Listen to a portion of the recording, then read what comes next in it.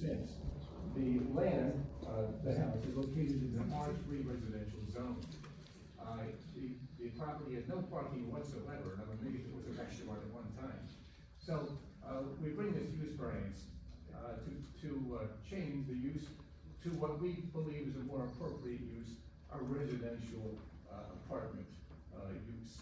And in fact, we ask that the building be turned, from a half restaurant and half residential use to a residential duplex. And we believe that other houses in the area, are of the same variety. So we have someone to be sworn in. Raise your right hand, sir. Hello? Do you swear or affirm to tell the truth, the whole truth, and nothing but the truth before this board? Yes. And would you state your name and spell your last name for us, please? My name is Austin Senimo, Cennimo. C-E-N as in Nancy? N like November, yes, 2 N's. I am like Mike. Okay. And Mr. Semino, am I pronouncing it right? Yes. Okay. Sir, you have a position with 131 Rancocas Road, LLC. What is that position, sir? As Vice President. Okay. And what are your general duties? General duties are identifying sites and property management. Okay. And this property at 131 Rancocas Road, I gather, is one of those properties under your purview? Correct. Okay. You've heard me give my brief introduction, so I'm just gonna ask you if you can confirm that. The property presently I represent, is presently a half restaurant and half, residential use, and the restaurant is not operating, is that correct? That is correct. All right, so the bottom floor is vacant presently. Yes. And does this, house have any parking whatsoever? Just on Brown Street, but no private parking. Okay, no parking that's, in spaces owned by the building, right? No. Okay, so I understand that you wish to convert this property to a duplex, residential duplex. That is correct, yes. All right. Now, sir, have you done a, survey of the surrounding properties? To find similar properties? Yes. Yes, we have. And what have you found? We found multiple other duplexes in the area, namely 210 Rancocas Road, 9 Madison Avenue, 210 Rutland Avenue, and 214 Rutland Avenue. And these properties are in my paperwork that was submitted to the board, right? Correct, yes. Yeah, they're located in the statement. I always include a 1 or 2 page statement. I've done that in this case as well. And those addresses are so indicated in the statement. And sir, you've determined, you've confirmed that these properties are residential duplexes with what, sir? I'm also a realtor, so I confirmed it on the MLS public records. Okay. So, is it your opinion that the use in question, that is, if we were to make this house a duplex at 131 Rancocas Road, would that be in keeping with the character of the rest of the neighborhood? Yes, it would. Okay. Now, do you plan any exterior changes to the building, sir? No, we do not. So the exterior building will remain the same, right? Correct. Okay. And you understand that if you were to perform any interior changes to the building, you would need approval from the construction department of this township, right? We will obtain that if we need to. And would you get permits for the electrical, plumbing, et cetera, should changes be made to the building? Everything should be needed, yes. Okay. Ladies and gentlemen, this application is really simple, and I'll keep going unless you tell me to stop. Can I ask a question? Go ahead. Can you tell me what the restaurant, what the last known restaurant name was? It's been. With no over 3 pictures, years I'm trying to now. picture where this property is. It was a smoothie shop. Yeah, okay. And at one point, it was a sandwich shop back in the day, but for the past 3.5 years, it's been vacant. Okay, thank you. Chester's? Okay. When did the property owner buy the property? More than 3 years ago. Okay. And at the time of its purchase, was the restaurant operating? It was not. All right. That's why they don't know what we're doing. Okay, so, I'm gonna add my 2 cents, ladies and gentlemen. In this case, just to talk about the positive and negative criteria. I didn't bring a plan because I thought this was a simple matter. In this case, we're actually bringing the property into better conformance with township ordinances. We're taking it away from the commercial aspect and making it all residential. It would be a poor location for a commercial entity anyway, given the fact that there's no parking whatsoever. So now it'll be very limited need for additional cars and parking, given the residential status on the first floor. And given that, ladies and gentlemen, I think, and given all the other duplexes in the area, I think this property easily satisfies the positive and negative criteria. What are the size of the apartments? The size of the upstairs apartment? Upstairs and what you. So we have a floor plan here. I have 12 copies for everyone as well, but, let me see, Do I you don't wanna mark know. that, let's mark that as exhibit A1, please. Sure. Let's, who wants to run it? I'll run it. Right now in my mind.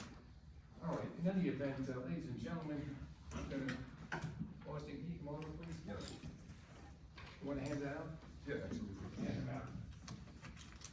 All right, we have 12 copies, one for you. This is a copy of the floor plan as well. Yeah.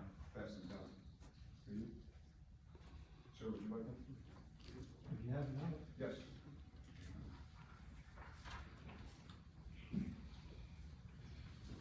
The actual is quite prepared, and I was afraid of giving you too much information.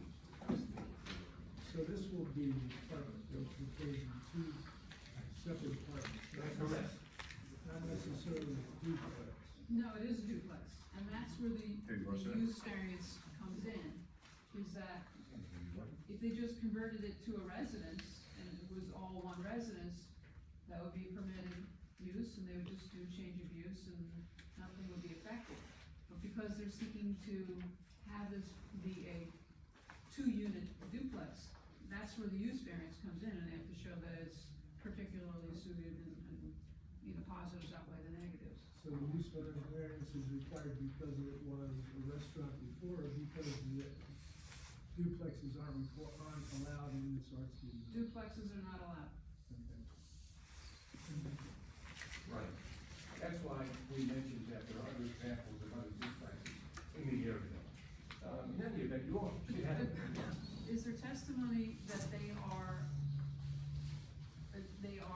had approvals by the land use board, and that they are listed in the tax records as duplexes? Because there's a difference between listing a property as a duplex and then multiple listing service. What realtors often do, yeah, that's not an official tax record. You mean there could be other illegal duplexes, you're saying? We hope not, but, you know, if there's testimony that, you know, and you just, you may not know, I don't know, Right, but right. it's not my Yeah, application. Mr. Sedino, you see what they're asking, they're wondering if the duplexes you cited in the area, the immediate surrounding area, could be duplexes illegal duplexes for all we know. Do you have an answer to that? To my knowledge, they are not, How would you know? from multiple years of listings. So Alright. you can go back and search in records before, were they single family ever, were they multifamily for a long time? Depending on how recently and how frequently they were sold. Now, question, could you look at also sales of the real estate? Were some of them sales? Yes, Okay, how recent were the sales? from the list, off the top of my head, I don't know which ones were sold recently or not. In the past 5 years? Some of them may be. All right, well, I'm sorry to ask you before, but in any event, is it the case that once real estate is sold, about to be sold in the town of Mount Holly has a requirement for some type of local inspection? Certificate of occupancy, correct. Right. And at that time, Mount Holly Township would have the opportunity to look at the premises, and they would know whether or not it's a residential duplex or a single-family house at that time. Wouldn't that be the case? That is the case typically, yes. Okay, and certainly some, all right, I'll stop there. But he hasn't said, If duplexes are not allowed currently, what is the basis of the exceptions for this duplex? Well, the idea would be that we're not going to resurrect the restaurant, all right? We're gonna leave the restaurant use out, because we feel that's inappropriate for this area, given there's no parking, and it's just not a commercial area. But you're asking to put a duplex where a duplex is not allowed. Well, normally that would be the case, but it has been a bifurcated building for many, many years, probably going back at least 25 years with the restaurant, because this restaurant was grandfathered. do you have a resolution or any tax records? I guess that's sort of what would help the board knowing the history, because that was not really. Yeah, I guess I'm asking you to assume that, the township knew that the restaurant was there, was openly operating. And, for a long period of time, I mean, if you look at it now, we have pictures in there, there's actually in the kitchen a huge oven and whatnot, which is gonna have to be taken out.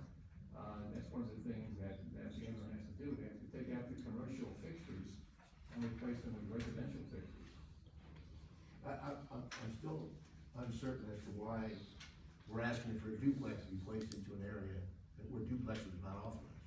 Well, because the alternative right now, at least, is to leave it the way it is. Or make it a single dwelling. They put it their option, or leave it the way it is. Okay. So you're asking us to make an exception Yes, to put a duplex in an area where duplex is not authorized. right, it's part of the variance, right. Right.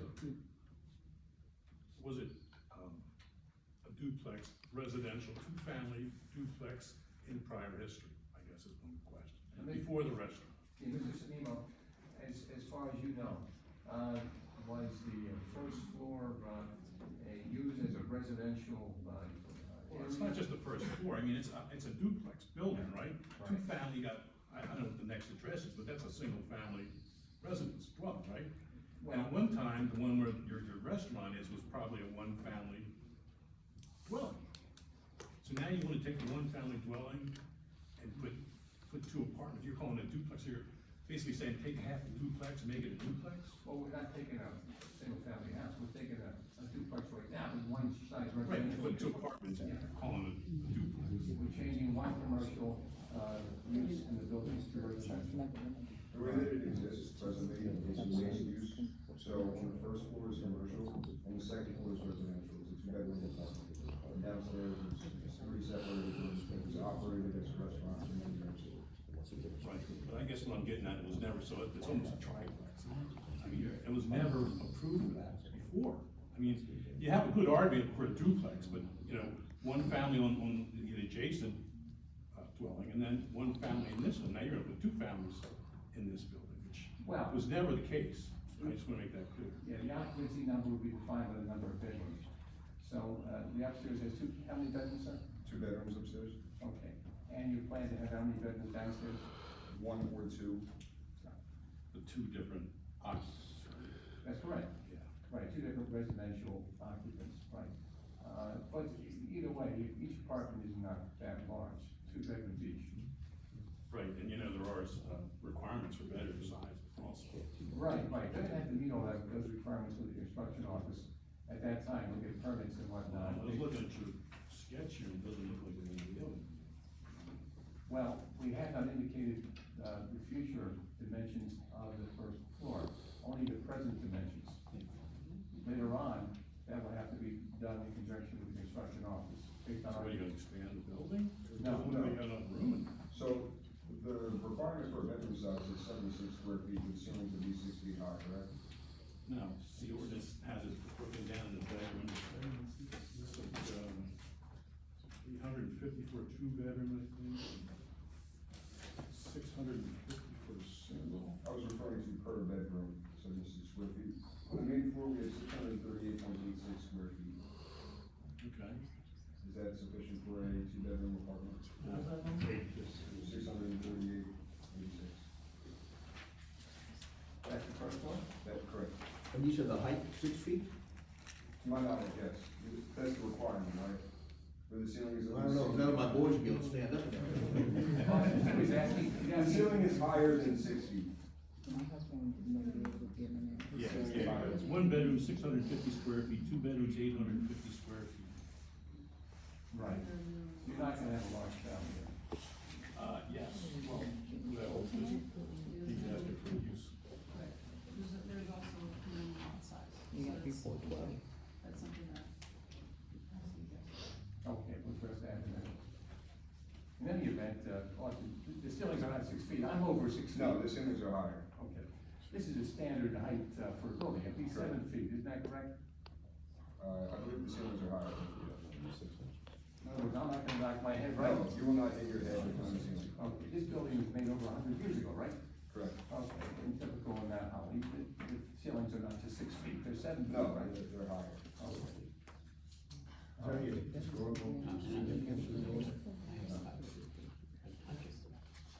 Just for the record, is that top floor the, area that's already an apartment, is that currently occupied? Yes.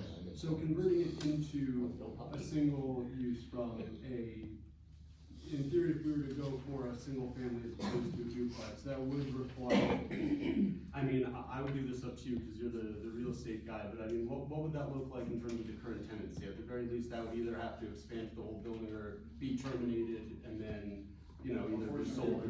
Displaced her, yes. Got it. Well, you'd have to give her a notice, because you're not, unless you're personally occupying it. How long is the lease, sir? See if this- The lease has been month to month for the past several years. She's been there quite some time. She actually used to work at the Township, the tenant that's in there. Okay. All right, so apparently we'd have to evict the tenant if we were to make it a single family use. We're not here trying to do that. So, we believe a duplex would be in keeping with the area, and because of the limited number of bedrooms and the side of the building, we don't expect many people to occupy this house. Is that correct? Correct. I'm not sure why you say the duplex would be in keeping with the area, when the area has no other duplexes. Mr. Sanimo has gone on the MLS, and he's found other duplexes in the area, is that correct? I named 4, but there are several more as well. Yeah, but they're not legal, as I understand. It's not that they're illegal. Yeah, they're not RDUs, so I think they we need to- predate the ordinance. Yeah. Okay, but this one does not predate. Two-floor duplex versus side by side. I mean, I can give you another example of one that we had recently sold about a year and a half ago. And it actually has Is a it single variance, use variance, or was, you know, okay with the ordinance? Then at some point, probably the ordinance changed, but they didn't want duplex. They didn't want restaurants either. Okay, a good question just came up. Do you have personal knowledge of a recent sale? Go ahead. Yes. You were just discussing that. 244 Rutland, A and B. We got a certificate of occupancy, we resold it. It's an up and down duplex. And it's connected to a single family home. That's 244 Rutland. 244 Rutland, A and B, yes.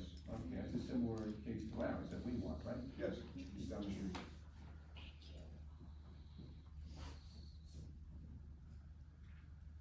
So how does the, access work for this building? So there's a front entrance, which currently goes to the commercial unit, which is the main floor.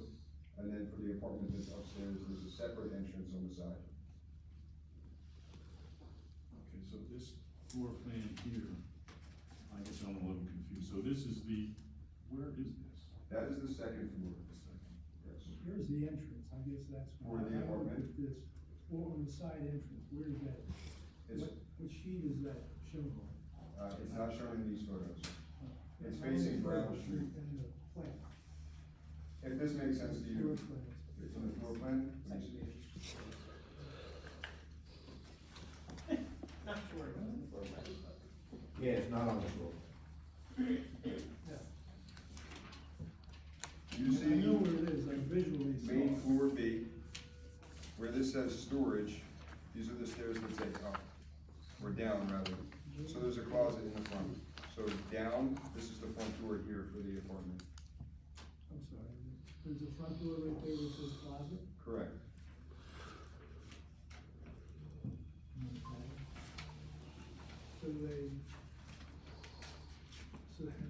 So they walk through a closet, they go. Don't walk through the closet. Closet's upstairs, it's going underneath. Someone next to the wall. Closet's upstairs. Just the steps go under. Yeah, one is a landing. Yeah, but I don't, okay.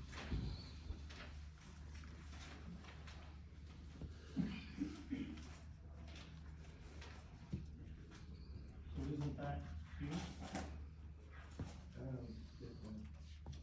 Is that where the door is? Here's the front door. This is the commercial area. Correct. Where it says open, this is where the staircase would be. So it aligns, right? So Stairs, it goes up. this is Rancocas Road, this is Brown Street. The entrance to the apartment is on Brown Street. You go where it says open and you walk up the stairs. Okay, I see that. So there should be a door here, that's where you go. Yeah, they're not showing the door.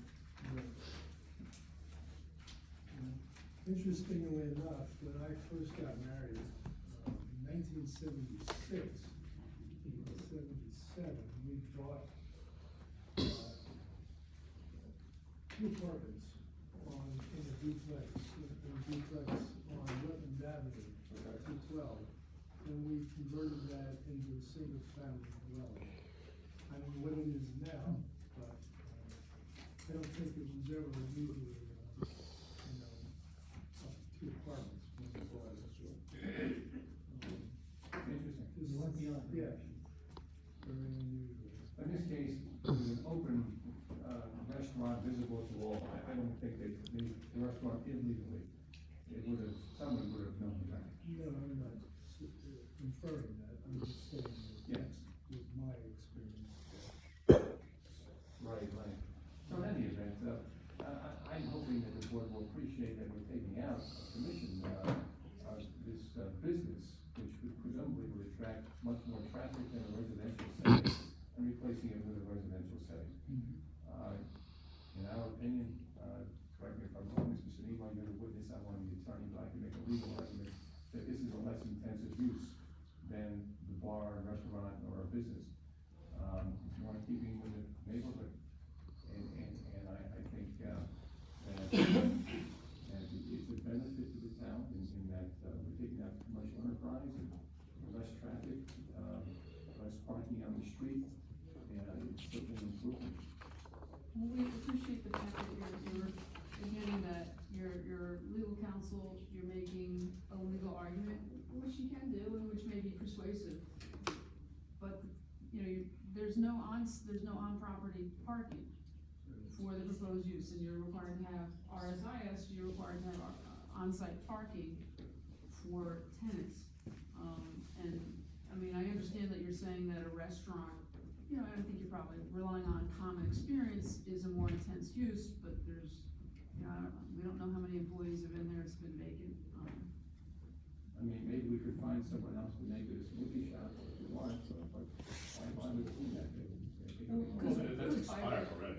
Yeah, that's expired, so but by So you right, need you to can use just make it all one unit, and what you have to do is you have to show there's a reason to get relief from the on-site parking requirement, but also that this is particularly suited, the positives outweigh the negatives. These are two very small units, and there's the unit size, the lot size. Well, there's the zoning ordinance Yeah. too, it's specifically not permitted, duplexes are not permitted. There's a reason when the board, amended the ordinance from, maybe it was initially when that was built, as a duplex. Apparently it was, Just out of curiosity, and I didn't get all the paperwork for this, but you said that the owner bought this property 3 years ago. Do you represent the owner? Are you the owner, or are you anticipating buying this? No, I'm the vice president Vice of the president. owners LLC. Who owns this? Right. Okay. I just wanted to make sure that we were saying something. Right, you have a question, sir? Is one, I'm sorry, go ahead. Is 133 attached to 131? Yes. It is a residential? Yes, What separates the two buildings? a wall. Just a wall? Yes, So it's already like a duplex? right, yeah. except it's two separate addresses. I see that. Okay. So this would be a triplex then, if you get your. No, because they're not on the same deed. Okay, all right. Well, many duplexes are the same deed, but still the same duplex. There's one address, one deed, and it is described as a multifamily building on the, Separate lot, right? yeah, it's a separate lot too. This property question, that lot is only the property we talked about, we have an upstairs apartment and downstairs commercial setting. And many of these houses are connected, is that not correct, on that street? Correct. It's not just these two. No, it's not just these two. Do any of them have apartments in them? Two apartments in a single, dwelling? From my research, I ended up in that apartments this way. I know of one at, I believe it is 100, but that was a former mixed use, the Buzz's Bar. It's on the corner. That one has an apartment upstairs, I believe. But that one has That's a a duplex. residential duplex. On that, Yeah, I don't know if Buzz's Bar has been converted to anything, maybe you do. Are the units proposed to be market rate units? market rate units. As opposed to affordable housing, co-housing. Well, they would be market rate, typically our tenants are on subsidized housing. To be fair, just so you know, the town has an ordinance and the state has a statute that says if you're new, adding a unit or adding density, that there's affordable housing contribution requirements. So depending on whether you have added density, that would be a condition required to be met, if this room. You would comply with the law, sure. Absolutely. You also have to, positives versus negatives, particularly, go ahead, sir. So this is gonna be kind of two separate questions, but I'm hoping that you can answer them both kind of succinctly at the same time, which is, in terms of the history of the property, why did you wait apparently 3 years to seek this variance? And the flip side of it is going to be if you don't end up getting this variance, this is sort of my concern, if you couldn't tell from earlier, on the practical level, I mean, what do you envision doing with this property in obviously, we'll see what the future holds. Is it going to remain the one tenant upstairs with the empty downstairs? Do you plan on pursuing turning this into a single family and potentially pursuing a notice of eviction against the current tenant if she's not able to afford the cost of the full single family unit? Would you mind just, like I said? So we would like to avoid the latter. Now, in the beginning, we tried to rent the downstairs space, and we were particularly unsuccessful. We eventually found a tenant who badly vandalized the unit, and that's what encouraged us to say, okay, let's try to do something else. In terms of future, and I guess you addressed this earlier though, so beyond just trying to avoid evicting the current tenant, I mean, are you able to share any other of your current plans for future use at this time? If the duplex plan does not work out. If that does not work, we'll have to come up with a new plan. I'm looking at this floor plan here, second floor. I guess this is the existing apartment? It's actually the third floor. Yeah. That's the second floor of the upstairs apartment, I'm calculating that way. Is that an attic? Second floor, actually. Yeah. An attic. Yeah, it's an attic, So it's the third one, not the second. correct. It's the second floor of the second floor apartment. And this is the second floor? Says main. That is correct, yes. Would the attic be used as living area? The attic is used as a bedroom.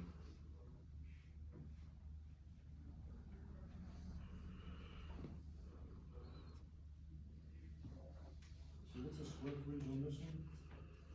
The apartment? The second, the existing apartment, basically 2 floors, right, and 2 bedrooms. Correct. What's the total square foot area?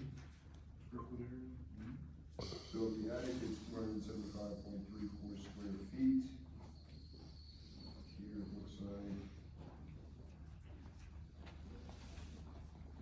approximately 278 square feet on the main floor. Okay, so yours is 850 square feet for 2 bedrooms. So you need a bulk variance for that. Seems awful small. We're talking about the existing second story. Yeah. Seems like you're just trying to squeeze them. I mean, it's personal opinion, but it seems like you're squeezing too much in. I'm looking at the building, and I would call this building, 131 and 133, a duplex. You tell me it's not. Separate deeds and separate Well, lots. have we defined a duplex? And Yeah, is I it mean, actually 2 separate deeds? Well, yeah, you have some 2 separate. It has to deeds. have 2 separate deeds. Separated by a wall, it'd be 2 separate. Still It's a duplex. two lots, so it's a duplex. Right, and duplexes are not authorized in this area, except that we understand what it's at least for. That's a twin semi-detached building. So a duplex is one property with 2 units. Triplex is one property, 3 units. Quadplex is one property, 4 units. Right, 1 deed. This is not that case, because this is 2 separate deeds, 2 separate lots. They are separated by a wall, yes, twin semi-detached construction. All right, I accept that. But we're still asking to turn this into a duplex, which is not correct. Correct, upstairs and downstairs. All right. Just a minute on, living space. You said ceilings have to be 6 foot, how high are the ceilings at third floor? I don't have that measurement. Maybe, I think they're kind of lower. You're high enough for me to stand up straight. Does that make sense? Yes. Coming back to, Solicitor Gardy's comment from earlier, in terms of your RSIS obligations, do you know off the top of your head if this property's in a flood zone? It is not.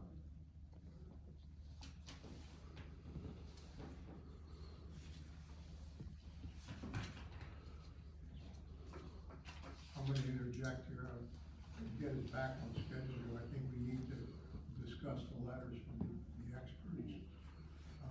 Also, I mean, I believe the planner mentioned they wanna hear special reasons for why we should approve this application. And I really haven't quite heard that yet. No. The idea would be that, this is a proposed use, is a less intensive use than it has been for 25 years. Less parking, less traffic, less noise, less odors, less vermin. And there's a huge, if you look at that picture, sir, you've got the picture, there's a huge, stack on top of the roof for cooking bread. That's gonna have to be removed. That's just indicative of the kind of activity that was actually, huge outlet devastated, and the premises, that's all gonna be removed. And I think, that combined with that's less traffic, et cetera, that combined with other duplexes in the area, already, would point toward, that this building, as we suggested, should be used, is in keeping with the area, certainly a less intensive use. And in that regard, we don't feel will violate the intent and purpose of the zoning plan, because we're turning it into a residential use from a commercial use, instead of leaving it the way it is. So, yeah, I do believe that does satisfy, the criteria for the variance. The one thing I guess, somebody brought up is that we didn't, if we could better provide proof of the existing duplexes in the area, besides, the fear that they're illegal, I guess. And, Mr. Sanimo has testified that the MLS book has indicated, that these other duplexes in the area are legitimate. Is that correct? That's correct. Right?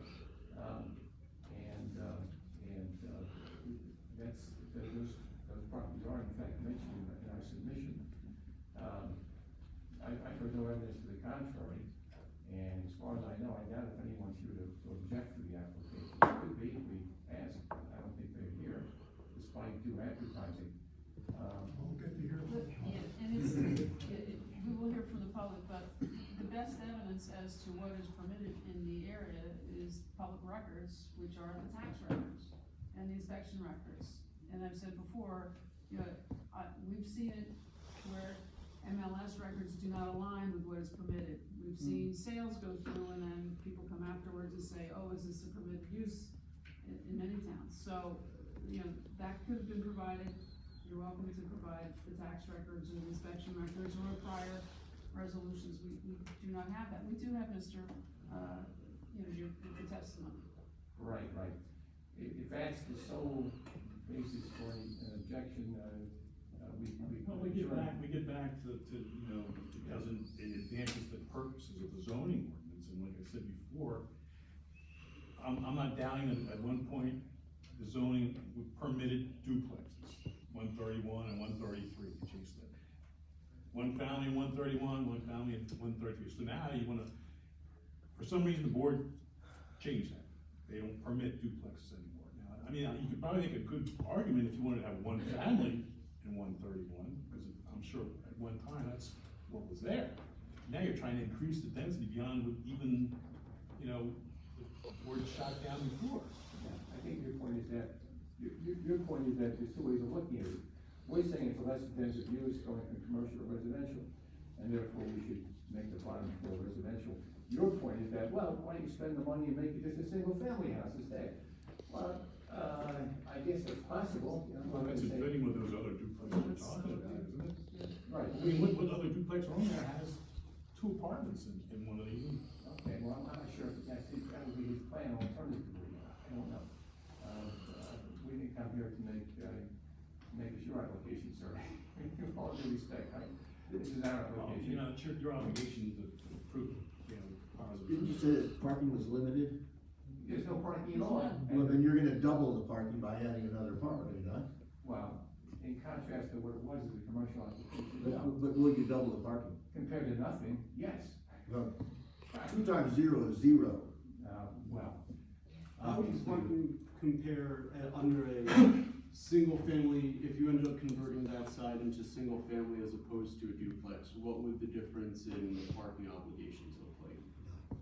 None? So, I mean, Depends on No, the there's business. on-site parking requirements. right, but in terms of the number, in terms of the magic number they need to meet for a duplex versus single family, based on anticipated number of occupants, would it produce a significant difference in the number of parking lots that would be required? It's all based on bedrooms. So, no, I mean. So you're probably gonna get another two. Thank you. Thank you. 2 on top of 0. let me ask you, Mr. Sino, on that street, do people have garages? They do not. And is there a place to park a car in the other houses next to this house? There are spaces available sometimes, yes. And sometimes they're not? Depends on the time of day. At nighttime, they're available. No, you misunderstand. Okay. Do all of the other houses have their own parking area, not a garage, but a place to park, or do they not have any parking area? Just the street, so no, nothing private. So it doesn't really matter if it's single family or not, the other houses apparently don't have parking premises, there. I mean, but my point is still that if you're going to add another house to an apartment, you're gonna have requirement for more parking. Brown Street, there's alleys behind Brown. There is an alley back there. Yeah, yes. and then people park their cars, sometimes park their cars. The alley just goes straight through, right? There's something around it. I don't know, it's been a while since I've been back there. There's something around up there. Is there any To version my of knowledge, there's an alley behind Grant and Brown, right? There's an alley back there, I know of that one, but to my knowledge, it just went to where the fires were. It went to those houses back there. So this may be a question for our planner, maybe it's a question for Brad and the attorneys in the conversation, but is there any change of use in this property, whether it's to, or any regardless of what the future holds, other than leaving it as its current exact use, which is vacant on the bottom and, one tenant upstairs, is there any version of events where that, a change is not gonna require more parking? I feel like we're nitpicking about whether, it's gonna need more parking, we know there's more parking. If you have two apartments. Yes. You're basically doubling the parking requirement for one. Right. Apartment. But if it's gonna be based on the number of bedrooms, if it's 3 bedrooms spread out across, whether it's 1 unit or 2 units, it's just us, making that imaginary line ourselves. It sounds like the parking, like, yes, right now, the bottom's vacant. I don't know what we slate parking for, but it's not generating any traffic. Whether we turn it into a one owner house with 3 bedrooms, or a duplex with hypothetically 2 bedrooms and one on the other, it sounds like just kind of splitting the baby in the middle. It's gonna need more parking to accommodate it either way. A one bedroom takes 1.8 parking spaces. Right. And a 2 bedroom takes 2. Right. So there's really isn't that much to put, now when you're making 2 apartments, you're doubling, right? You're gonna need 4 as opposed to 2. Cause it's not. Five and 3, actually, right? Cause as it exists now, there's a 2-bedroom, so that requires 3. So if you're gonna add another 1 bedroom, you're gonna add another 2. Is it 2-bedroom? Well, I think one's up. actually, it's, as I pull it up, so it says on RSI, it says 2-family duplex, you're supposed to use a single-family detached values, and there's only a criteria for 2-bedroom in there, which is 1.5 spaces. Under garden apartments, there's 1 bedroom is 1.8 spaces. But I think what you have to decide really, are you increasing parking, are you going to allow them to continue to have 2 bedrooms upstairs, which are non-conforming with the space requirement, right? Because if you said said, no, you can't have two bedrooms up there, now you only got one bedroom upstairs and one bedroom downstairs. That is the better articulation of what you're looking to here. Am I hearing that the board may have less of an objection if we have one bedroom upstairs and two bedrooms downstairs? Well, we don't do straw polls to, we don't do that. But it still is your burden to show that not only the positives outweigh the negatives, but in the face of that it is particularly suited to add this density of a duplex to something that by right, you could just make it a residential property. So it's up to them to provide that testimony. All right. You could be setting precedent too. I mean, if all these duplex owners come in and say, well, I wanna have a duplex, I wanna have 2 apartments.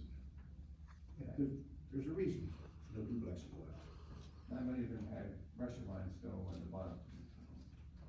We think we're giving something good to the town by limiting the restaurant use. The other ones can't make the argument. But the restaurant use was music. You're talking 20, 30 years ago? Yeah, I heard there was something more recent that didn't work out, they vandalized the premises. But, as far as I know, the township would have allowed, the resumption of a commercial use there.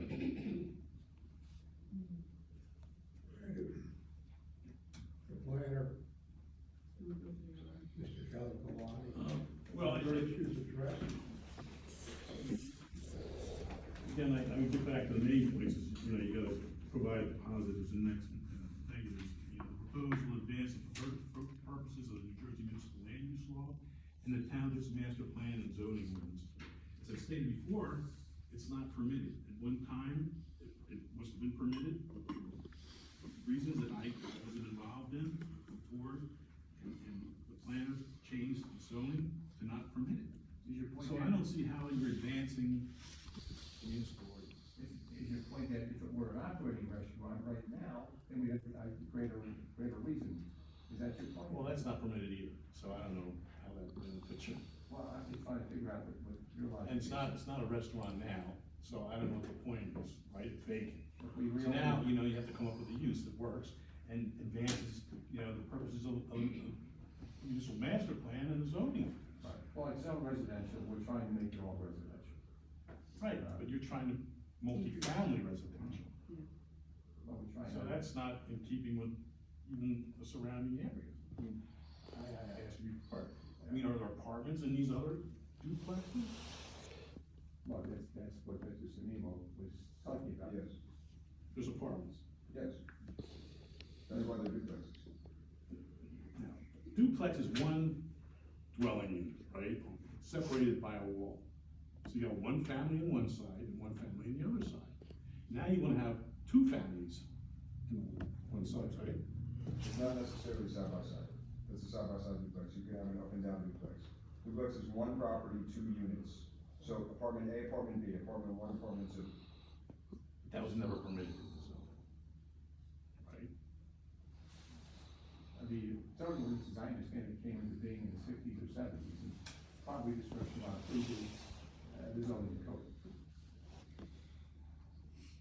Well, I would agree with that, but I guess the point is you're trying to increase the density, Well, and the point was. I'm sorry, the township ordinance does define a duplex as a building on one lot containing 2 dwelling units with a closed partition between the units, with 2 independent means of ingress and egress for each unit, with separate utilities for each unit, including but not limited to water, sewer, and electrical connections. So it could be up and That's a down. definition from the township ordinance. Yeah, this is a twin, and one half of the twin that they own, they're looking to make into a duplex. So, I think but I think your point is still what I've taken, that this is an attached twin with 2 units, where on one side, they're trying to. Trying to make it a duplex where it's not permitted. Yeah, where it's I not mean, permitted. It's not I wasn't particular. around here when they changed it, but, I was in town, but I wasn't the board engineer. But, I believe there was a time in the township where a lot of people were all making houses into apartments. And they probably were trying to stop that. Maybe that's just speculation. Yeah, my client reminds me that he does not own the property next door. Correct. I own it, I'm here. Oh, okay, maybe we should hear from him. So there's You would comments- like to hear from Mr. there's- Olivo. There's also comments about the sidewalk, I mentioned the affordable housing, Oh, yeah. the padlocks, paddock style fence. Those are recommended changes, and the architectural plans have to be consistent with. Yeah, I mean, we've really covered most of the stuff in my letter, you know, it's a use variance, we talked about the use variance, we talked about parking. I guess you didn't really talk about trash containment and pickup, did you? Did I miss that? What are your plans for trash containers? Like, the trash can? Yeah. He wants it down. Where is it stored, you know? In the backyard, In the backyard? correct. Okay, and, municipal pickup, the tenants just put it out on the street. Put it out on the street. Right. And so will you comply with any directives, as stated, just not in the engineer's letter? Good. Yeah, there's nothing technical in here, I know, except for parking, I don't know if that's technical. right, again, when you go for the plans for, permits and whatnot, the applicant have to satisfy all these requirements anyway. Yeah, but you're before the board right now, the board's gonna weigh in on how, you know, how many parking spaces you need, and how many, you know, you have zero, and, is there parking on the street, that's, you know, a question, and I don't know if that's the total answer.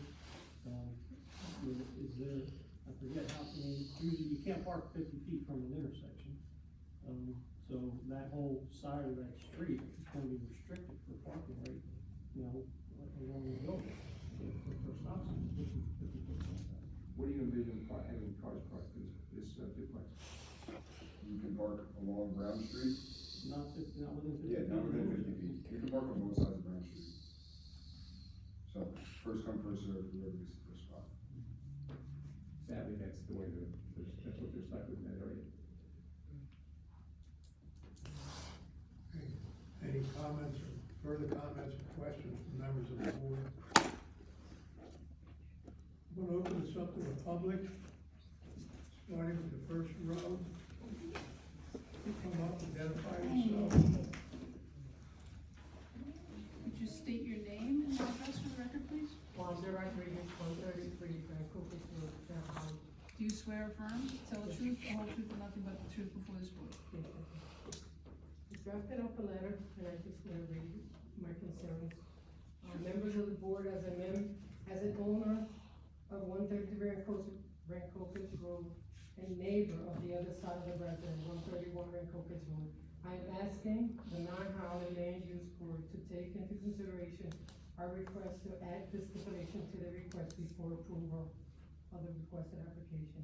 The applicants are seeking approval to convert the existing building from commercial restaurant and residential use. Can you just keep your voice up or speak into the Is that mic? mic on? Yeah, that's all right. It was open. Is it on? Is the mic on? Yeah, I'm not. Is the mic on? Is it on? Yeah.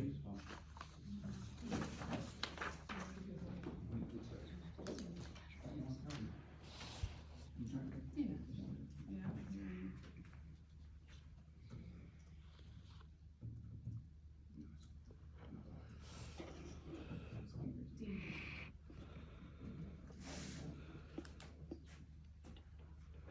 Right. Bottom right. There you go. There we go, all right. You're asking for consideration for, Excuse me, the applicants are seeking approval to convert the existing building from commercial restaurant to residential use, duplex.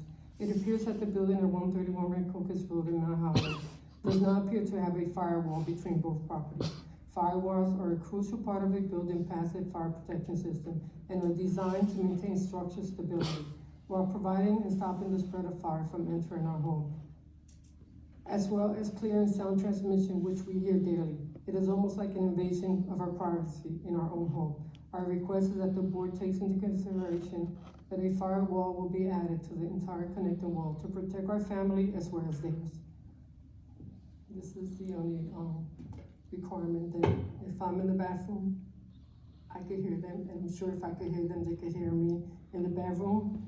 So I don't know at which point they converted to The commercial, I don't know what happened to the wall, it just seems like it's very hollow, and it's a dangerous situation for a family. I have a single home, and I have about 80 square foot. I'm not sure about the storage next door, but this is my concern, the firewall.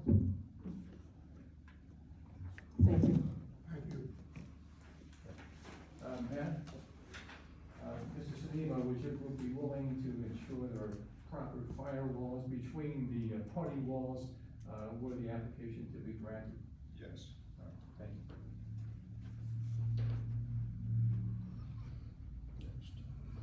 Anyone else for the public?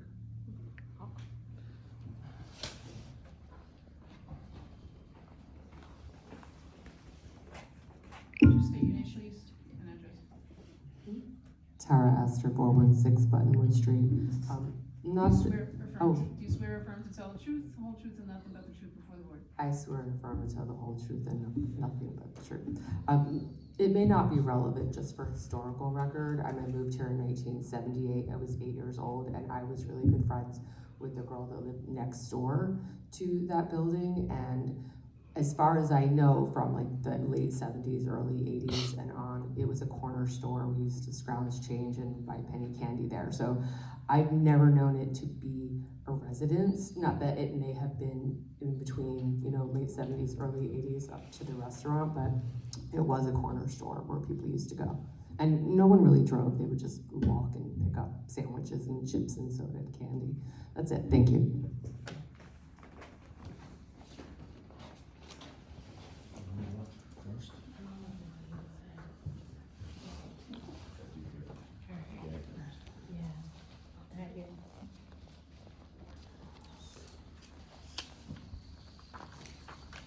Jeff Eversmeyer, 203 Broad Street, Mount Holly. Mr. Eversmeyer, do you swear or affirm to tell the truth, the whole truth, and nothing but the truth before the board? I do. So currently the second floor is a 2-bedroom with a bedroom on the second floor and a bedroom on the attic, correct? Yes. And is there currently a fire escape for those units? Because I actually own multiplexes in Mount Holly and you have to have a fire escape. You can't just use the front door to get out, you have to have a fire escape to get out. There's one egress. There is no separate fire escape. Well, I think that'd be in violation of our ordinances, because I actually own a 4-plex, and in order to rent the 3rd floor and the 2nd floor, I have to have an outdoor escape. So if there's a fire in the building, the people can escape without death. If there were, would that satisfy you, sir? This is just some of my points right here. So that you might be in violation right now to even rent the 2nd floor or the 3rd floor as bedrooms. Next question is, what's the current rent of the upstairs? Does that matter? What's the predicted rent for the 1st and 2nd floor? And did we look at to see what we'd be able to collect in rent for a single family house versus two apartments? Is there a lot more money coming in because you made it two bedroom apartments?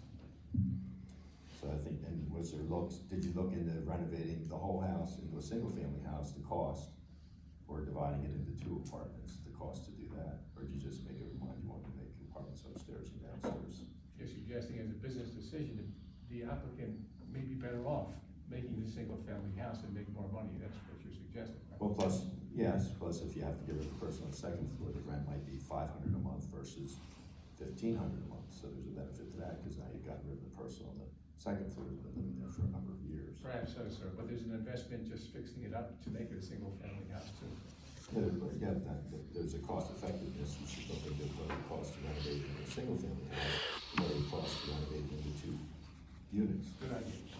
So that, I would assume before you do anything, you look into that and see what's in the best interest of you and the people that are gonna be living there.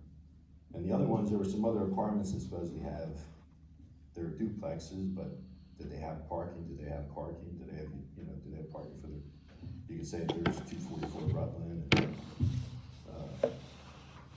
the other, there were 6 of them, I guess, total, we didn't mention whether they have parking, ample parking already for their units, or whether they're using Brown Street or 1 Street to park the cars for the people that are gonna be living there.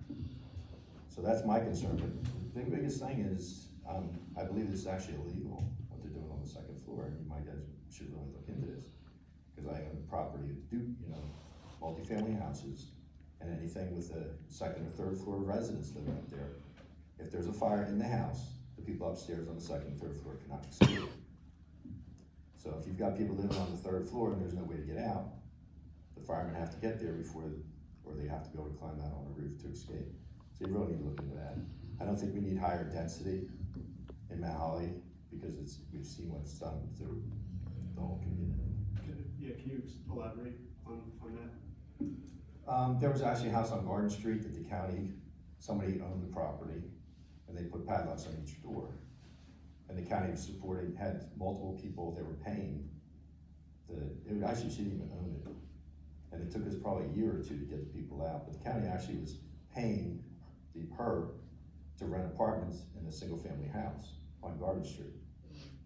So it took a long time before, and I don't know how the county didn't know they were mailing the money to the same person at the same address. So that took quite a while. That was a couple of years ago. So stuff like this does happen.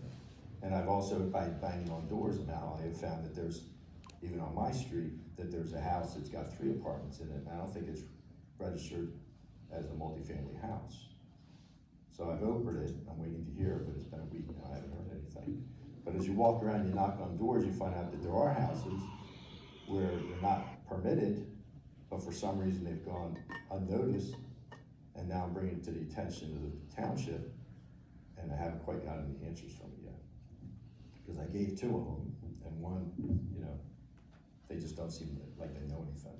So unless the residents bring it to the attention of the township, then I guess we're not gonna get any answers. So that's my concern, but I don't really think this is the proper thing. You make a single family house, if you get $2,500 a month, rents are high right now. You fix it up, you get your $2,500, it seems like all houses are $2,500. I just rented 4 houses for $2,500 a month. So you just have to decide what's worth your investment to make it a really nice house and then rent it to one person. If you have 2 parking spaces or 3 parking spaces you don't need 4 or possibly 8, because we have 2 bedrooms. And so that's my suggestion. But you guys do what you want to do. It seems like you guys are asking good questions. So what do we want? What does he want? He doesn't have to leave it empty. He can make a single family house, or he can leave it empty. That's his prerogative, is what he wants to do. But he was gonna invest money into it. Because to make it a downstairs apartment, you've got to invest money. So I think what's best for the community, that's what I've done. That's why I bought houses now. Because I made them really nice. You look at any of my houses, they're some of the best in the town. I spent my money and my time to make them really nice. And I don't think anybody will complain about my properties at all. So hopefully one of your customer or your client is the same thing. Sir, may I ask you a quick question? Sure. First of all, thank you for your input. I understand that you have multi-family dwellings in Mount Holly. Yep. Do you have ones nearby this property? Within a mile, Okay. And how many families do you have in them? there's 4 apartments. Okay. And do you have 4 parking spaces on that property? It's on-street parking, and there's probably enough for 10 or 20 cars. On the street? Because nobody parks it's on-street parking. Okay, but no parking on the property itself? No, there's no Right. property Okay. parking. Thank you. So, but it's not a tight area like you're saying. Brown Street evidently is high density, because it's row houses. Ours are basically single family homes, or we do have a duplex next to my house. That's why I bought it. Thank you. So there is parking. So. Thank you.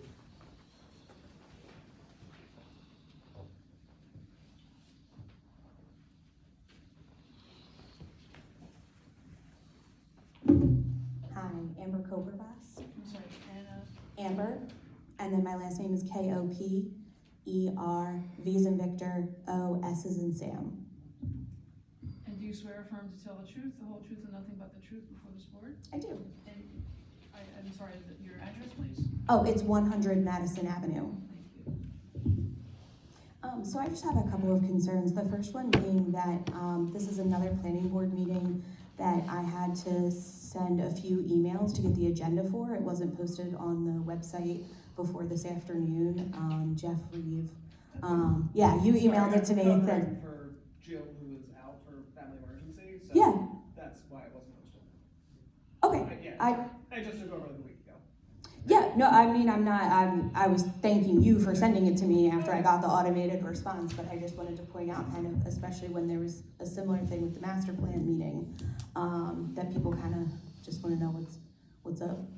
And then just in listening to this application, I think I just share some similar concerns that it sounds like, and I'm very much in favor of us making adjustments, to have affordable housing in Mount Holly and to make sure though that we're doing it right. And it sounds like this is already very cramped, and if there aren't like fire escapes and there's not a fire wall and things like that, and then with the traffic issues that we're also currently facing, to say that there isn't enough parking for this generally walk-up business, but there is enough parking for a 4-bedroom duplex, just doesn't really seem to jive. So, thank you.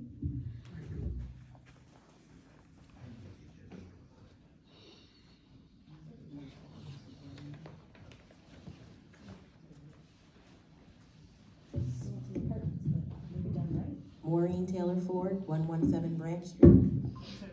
Maureen, Maurine, and Taylor, and Ford like the car.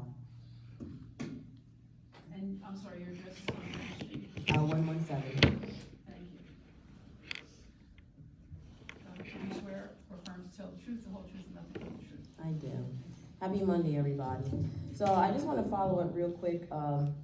My husband and I attended the New Jersey League of Municipalities as the civilians that we are, physically active, engaged community members. One of the issues they had there was called multi-valuation units. So my concern here, I've been in Mount Holly about maybe almost 20 years in January. I do recall it was a restaurant there. My neighbor, rest her soul, Johanna Larkins, worked there. So it was a restaurant at some time. Not certain how it became a restaurant because she herself, prior to her passing, was also skeptical about how it actually turned into commercial property. That's said and done. My concern is, at the New Jersey League, there was a lot of presentations about people buying units and trying to have the multi-valuation units, okay? Everyone's trying to make a dollar. But as Jeff said, in this time where rents are already high, traffic is already a problem here in Mount Holly. Rancocas is, there's row homes down one side of Rancocas. You have the old garden area of Brown and right there. There's no traffic, there's no parking as it is right now. You can walk my dog down there and there's no parking ever, okay? There's just no parking. And not only that, you have the overflow of people parking from the court systems also. So my concern is also the 3rd floor. When I had my first property behind Acme, I can tell you the drama that I had to go through to put my older kids in the basement because it was a small home, 1,300 square foot home, and we needed the extra space. And the amount of code enforcement that Mount Holly put me through and my husband to put egress windows in the basement and put a basement door to make that a livable area for my 2 older children at the time, prior to me moving to Branch Street. So if you're gonna have that, if they're gonna have that 3rd, it really needs a fire escape. I am from New York. I know a lot about compact apartments. I know a lot about 800, 600 square foot apartments. They are money makers, okay? This is what this is about. If it was not about money, we wouldn't really be here. He started the conversation saying, to your satisfaction, that one of the residents there is actually a township employee or a former township employee. So that's how we repay our former township employee? Evict them? That's how we repay them. This is the progressive new nature of Mount Holly. So if he's here to really help and better our town, then help that person who's living there now to be able to afford to continue to live there, not evict them. That's a failure for us, I believe, if we allow him to evict a township employee, whether a present or in the past. The other thing that I wanted to say was, we all understand, I have a second property also that I do rent out, so we all understand that there are plenty of legal things going on within properties, and yes, without our neighbors telling us or coming to the board, and I don't like that word, ratting on people, but letting them know there's unsafe conditions. Maybe we can use some more colorful adjectives in the future to get people to report unsafe conditions. But for him to mention that 244 Rutland is one of them, and there's possibly 3 more illegals. Can we get that? Like, where's that information? Because obviously this is unsafe. We just had a big old fire on Grant Street, took out how many houses? Okay, so if he's privy to this unsafe conditions that are in our town, I think it should be put on the floor. He should be able to tell us where these unsafe homes are, so we can prevent future deaths within our town. So that's all I have. Thank you.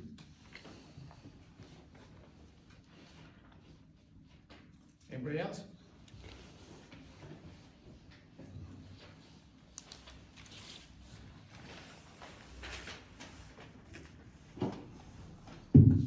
Hi, how are you? My name is David Villalba. V as in Victor, I-L-L-A-L-B-A. V-I-L-L, A-L-B-A. B as in boy. okay. And what street do you live on? 166 Rancocas Road. And you How's swear- that? Do you swear affirm to tell the truth? Oh, yeah, I Whole swear to truth, tell the nothing truth. but before the court? Definitely. Well, gentlemen, how are you? And you both said there's no density, there's no traffic. Well, let me tell you, there's traffic. There's plenty, there's no parking. People parking in the church because there's no parking. There's a church on the block, and there's about 9 cars in there from the neighborhood that are parking in the church.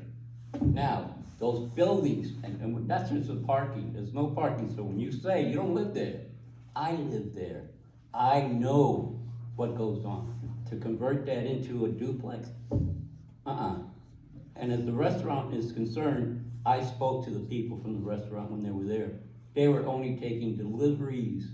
They were only sending out catering. They weren't gonna, and they didn't open up. And if you have a restaurant, if I'm not mistaken, you also have to have square footage for tables and square footage for exits. So that doesn't qualify that anymore. So convert the house into a 1 family and get your money there. $14.25, $14.50, I think. So you want $3,000 for the whole apartment? Does it make it right for everybody on that block now to convert into a duplex? Does that mean I can do it? That would be fun. Then I make $4,000, sure. And what about everybody in the neighborhood? Why didn't we get more people from the block to come? Why don't we ask them if they want?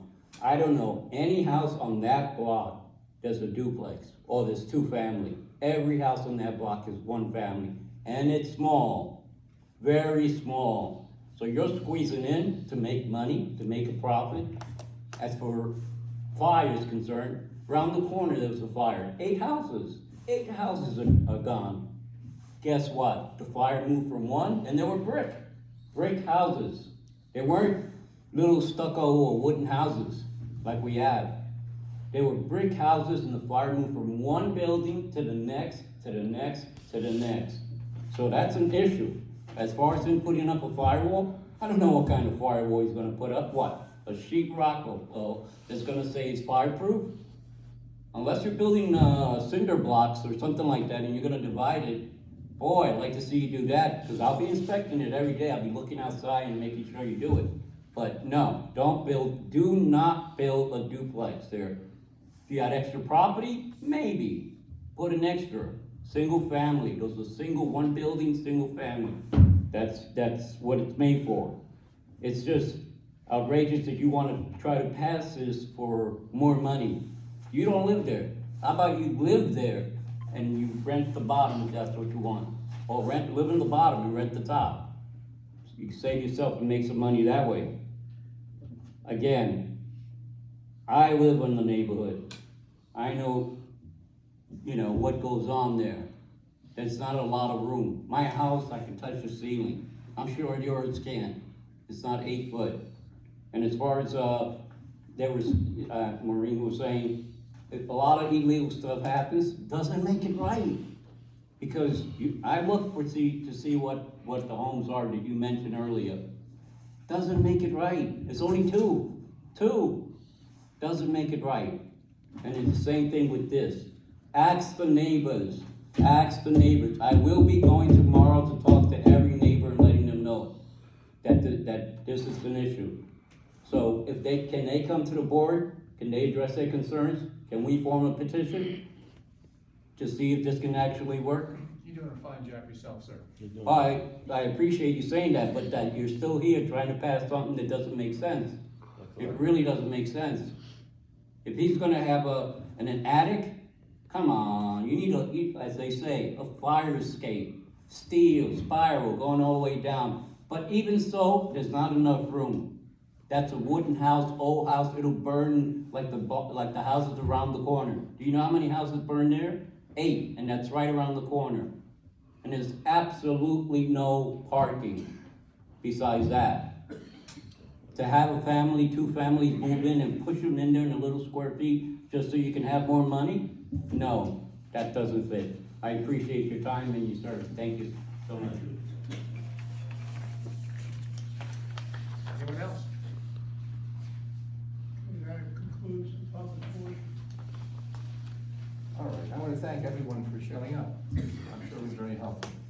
In any event, ladies and gentlemen, you've heard our spiel, and if you don't want to grant it, that's your prerogative. We cast this in terms of an improvement to the town. We've heard some advice to the contrary. Mr. Zimino, anything else? No. Okay. All right, thank you, ladies and gentlemen, for listening. So to summarize for the board, this is a use variance, and the professionals have cited certain other conditions, and non-conformities. There's, I think, bulk variance relief required for the lot size, but also the size of the bedrooms, because they're undersized bedrooms. But as to the use variance, proof, they have to show that it's particularly suited to be a duplex. And again, this is a twin that they're seeking to make one, just pretend it's a standalone. And they're seeking, it by right, it could just be a single family dwelling, just eliminate the restaurant and, just make it into one family home.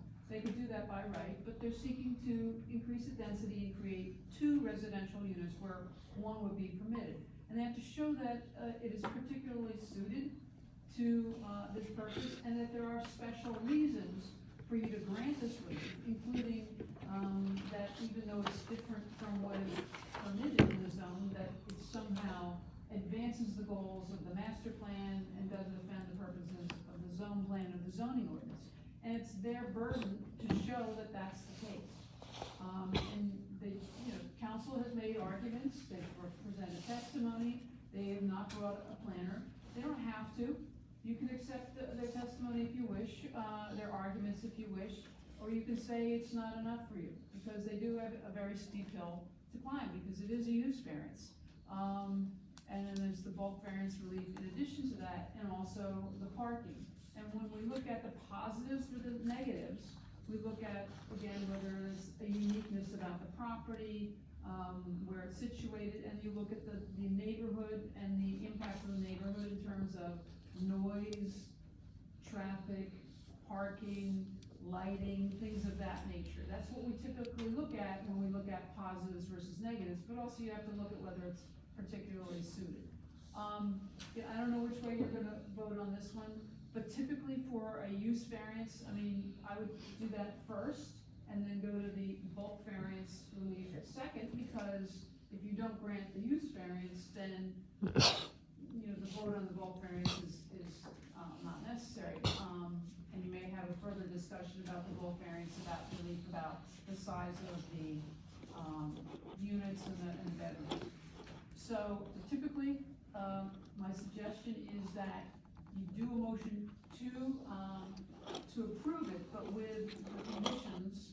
And you don't have to, it's not foreshadowing yes or no in one way, but if you do a motion to deny without the conditions, and the motion to deny fails, then you've lost your ability to have conditions. So I would suggest that there be a motion to approve, but with the conditions, per, Mr. Tim's letter, Kalia Kalani. I can always say that right when I've been talking for 10 minutes, I'm sorry. Conditions 7, 8, 10 and 11 relating to the sidewalk, the fencing, the floor plans, and Mr. Limo's letter, conditions 6 through 11, then the affordable housing requirement. But also, the installation of a firewall. They must comply with the fire escape for the second floor unit. And it has to be, there has to be a certificate of occupancy granted and comply with all the landlord tenant, requirements and all, you're gonna have changes in the occupancy rate, affordable housing, and it may change the tax assessment because you're increasing the density. So is there a motion to approve? Just do the motion part first, and then you'll do a vote. And I would suggest that if you say yes or no, you indicate what your thoughts are, yes or no, whether they uphold it or. Yeah, Yes, go ahead, is there any additional? No, I'm not gonna prolong this, I think it'd be appropriate, to simply ask about whether the use variance, Yes. can maybe be approved or not. Yes, And if it's no, then we don't have to worry about the bulk. that's what I just said. I'm sorry. Yeah, that's okay. But that's what we do, is vote on the use variance. And Zach, do you have a question? Not a question, or anything else, I was going to move to approve with conditions you identified. Don't we have a standard clause that says must comply with all codes or something? Yeah, so that would be in any resolution, and comply with all, permit requirements, inspections. They have to, remove the stack, commercial stack, agree to remove all the commercial elements to make it a residential unit, and all other typical construction approvals as required. Based on that amendment, Zach, that's your motion? Correct. Is there a second? Do we have a second? Doesn't obligate you to vote for it. Well, in that case, I'll second it. So then, roll call, yes or no, indicate. Mr. Jackowicz? No. If you find that they did not uphold their burden of showing that equally suited or consistent with the, Did not. No. Mr. Parker? No. same reasons? Ms. Alcea? No. Mr. Klein? Yes. Mr. Stafford? No, same reason. And Mr. Kennedy? No. Didn't I hear at the beginning if someone was going to, recuse themselves from a vote? Yes. Yeah, the work on mayor and council. Oh, okay. Yeah, They left. Thank I you. have All right, so the request or the requirement to give bulk variance relief is moot because the main relief sought was not granted. All right, thank you, ladies and gentlemen, for listening, I really appreciate that. Hope you do.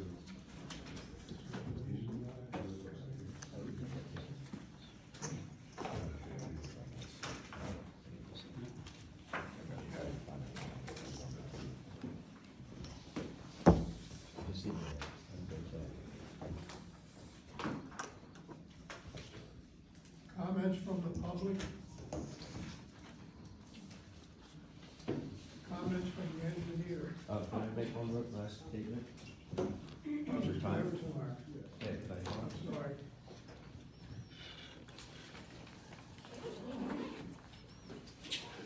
Jeff Eversmeyer, 203 Broad Street. Again, I want to bring to the attention of the township, I said our records are lacking at the planning board meetings. There's no minutes since April with what's going on at the planning board meetings, and you can't find them. It seems like nobody gets the information. I don't know whether the guys on the planning board or women on the planning board get the information in a timely manner so they can make relevant decisions on any matters that come before the planning board. But it seems like everything's last minute. And then if I, as a resident, wanna find anything out, I have to open it or do something else to get the information, because I don't have any idea what's going on in this town until the last minute, until I get a call. Sometimes I'm sitting at home watching TV, and I get a call and find out that things are added to the meetings or whatever. There must be a law where everybody, the public has to be notified. They shouldn't have to drive to the township to find out. There should be somewhere. And I don't care whether we don't have, if we don't have the employees to do it, then I guess we just can't have meetings. And if we're doing meetings and nobody knows what the answers are, what the questions are, so we as residents can't ask these questions, it's wrong. You guys are breaking the law. I don't know what our attorney would say, but I don't think you should get the information on Friday for a Monday vote, or Saturday or Sunday for a Monday vote, especially this master plan. I'm under the impression the master plan, which is quite lengthy, wasn't provided to the members of the board for a proper review. They're given it. And that's not, you can correct me if I'm wrong, but it seems like you guys deserve better. And whoever's in charge of making this happen need to either retire or find someone who can get it done. Because I personally, like tonight, I'm supposed to be at the beach right now. I find out there's a meeting. I don't know what the meeting's about, it's not posted. And then I come and, you know, evidently, maybe my testimony wasn't important, but I think I should deserve the right to come here as a resident of Mount Holly and voice my opinion. And I think that right now, that 131 ought to be looked at by the Township of Mount Holly, because there's a liability issue. If somebody's living up there, and it shouldn't, and it's supposedly been, I get checked all the time on my properties. I've had plenty of citations for cobwebs in my window and stupid stuff like that. So if we have a life or death issue, which it seems like 131 might hold, the township tomorrow should send the code enforcement official and look and see if it meets our requirements and our ordinances. And we need to make sure that the person up there is being treated just like any other person should be. So hopefully the recommendation will go to the board, and you guys will go to the township and make them, and same with the other properties that were noted on his paperwork about duplexes. If they're not legal, they should be addressed. It's public record now, so the addresses are out there. What the township does with it is their business. But that's the duty of our township members, is to bring it to the attention of the township. If they don't do anything, and I imagine an email is not phone calls, so we can hold people accountable for not doing the right thing. That's all I have to say.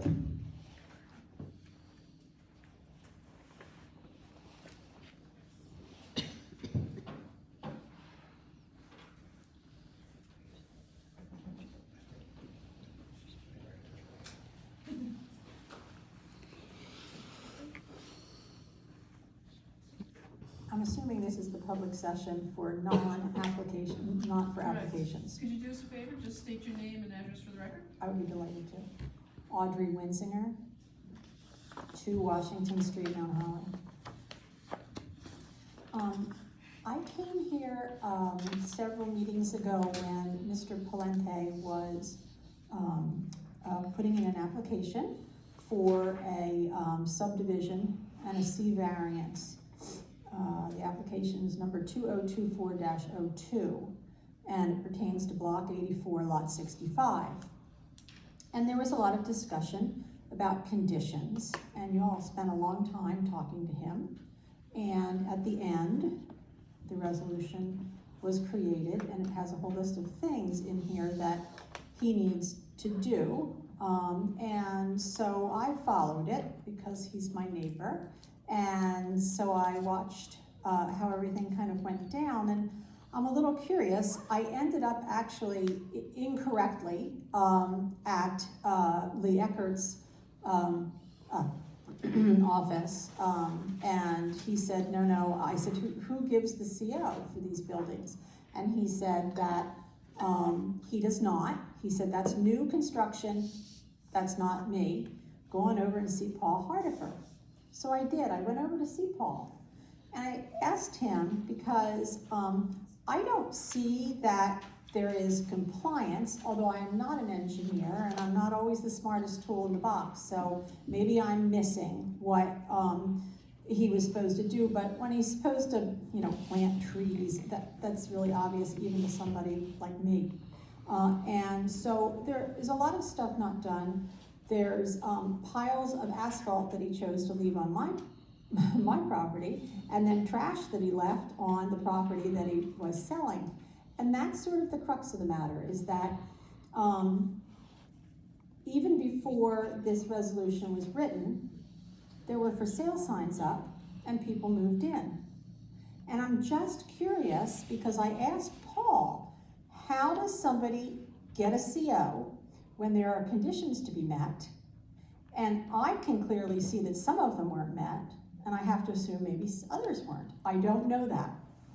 And he said, well, I don't have anything to do with the land use board. I don't really know what they do, and I don't really know what their resolutions say or how it goes.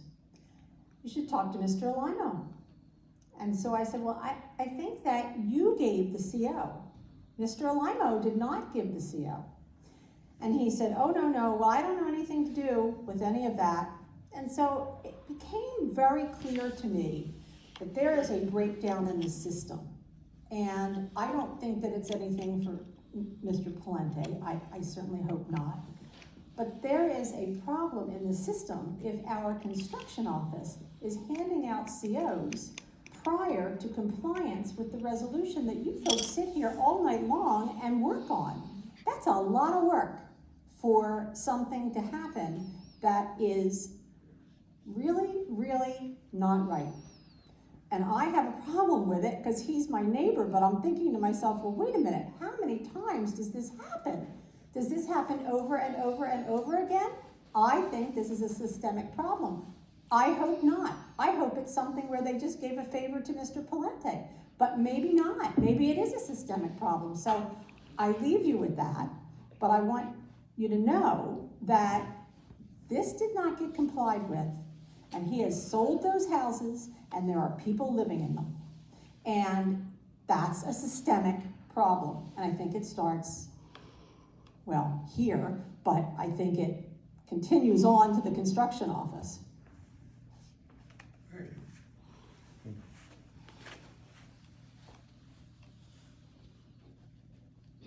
Comments from the solicitor? I have nothing, thank you. Wishing everybody a happy, healthy Thanksgiving. Thanks for your service. Comments from the planner, Same thing, everybody have a happy Thanksgiving. from the engineer? I'm gonna address Miss Winzinger's, complaint. Plans were submitted to our office, kinda after the fact on that property. There were improvements made.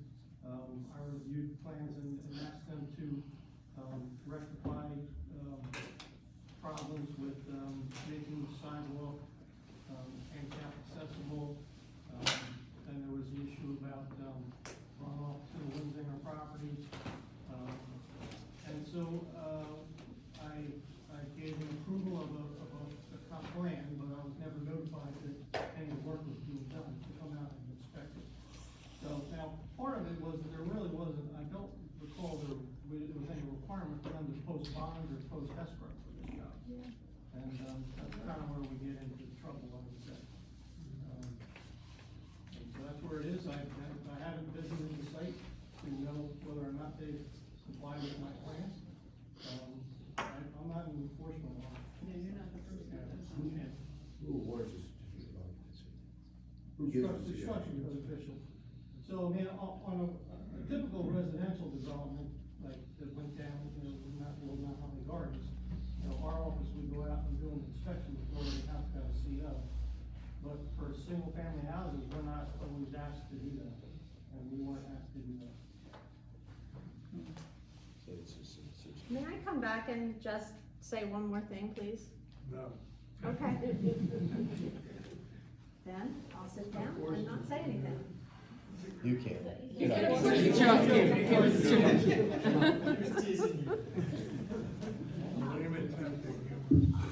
Reopen public portion.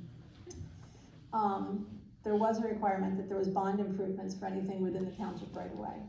There was very minimal things in the township right away, but it did exist. And in the resolution, it says there is a bond requirement. Okay. So that's I one. don't remember that, but you're probably right. No, Because there was on Lincoln Avenue, we had the same thing, that he had a project there Mhm. where he was supposed to post a bond. Mhm. Was it posted? No, I don't think it was. I mean, Did I he? notified the construction code official recently about that it was not posted. Okay. And so I think that project is on hold right now on Lincoln until it is posted. Mhm. For this project, down there on Monroe. So the typical process would be, I approve the plan, they resubmit the plan to me, I sign it, and then I give them a bond estimate. So that didn't happen, it didn't come back to me after I told them that it was good. And they, Okay. you're right, I think it was already sold and people were living there already. Before the resolution was Yeah. written, but that's beside the point. But the LOI from DEP, you think you got that? Cause that was impressive that he could have gotten that in 2 No, weeks. but I don't think that was a condition of approval, I don't. I can read You might know from, better. yeah, it was a condition of approval. And, if he can get an LOI out of DEP in 10 days, 9 months. I'm gonna hire Mr. Palente.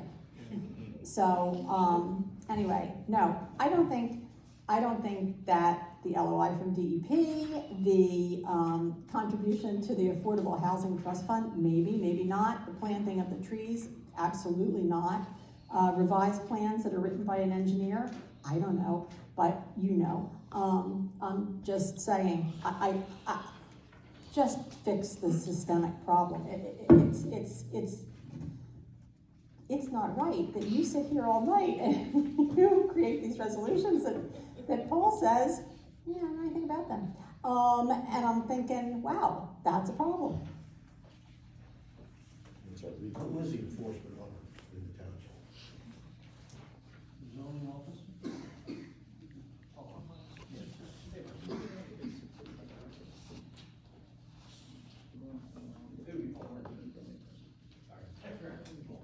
No, I heard you.